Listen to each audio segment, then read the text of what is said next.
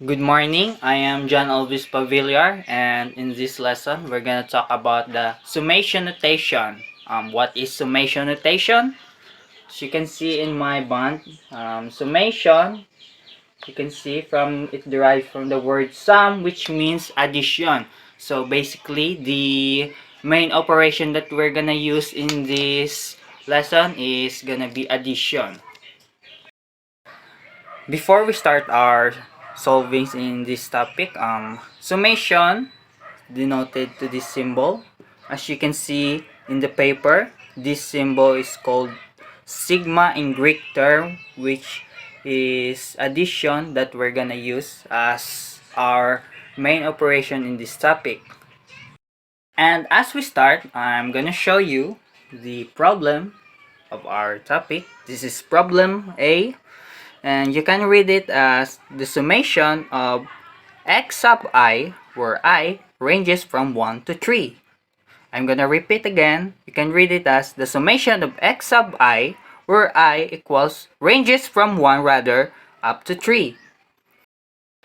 After we successfully read the problem, the next step of it is we're gonna expand it, since the main operation of this topic is addition. Since this is called summation notation, we're gonna expand it using plus sign. So it should be like this: x1 plus x2 plus x3. Why? Because the I ranges from 1 to 3. So the formula of that problem should be x1 plus x2 plus x3. So that is it for the problem number 1. I'm gonna give you another example problem. As you can see in the problem number B, you can read it as the summation of the quantity of y sub I minus 2, where I ranges from 1 to 4. I'm gonna repeat: the summation of the quantity of y sub I minus 2, where I ranges from 1 to 4. After we read the problem B, the next step is we're gonna expand it again, just like the problem A, and we're gonna use again the addition. And before we expand, we're gonna read again the problem B, which is the summation of quantity of y sub I minus 2, where I ranges from 1 to 4. As we expand, it should be like this, and it can be read as the quantity of y sub 1 minus 2 plus the quantity of y sub 2 minus 2 plus the quantity of y sub 3 minus 2 plus the quantity of y sub 4 minus 2. And that is it for the problem B. Those problems are only variables. This time, we're gonna add value to the variables. So, should be like this. The difference is every variable has now its value. You can read in the problem A, the summation of x sub I, where I ranges from 1 to 5.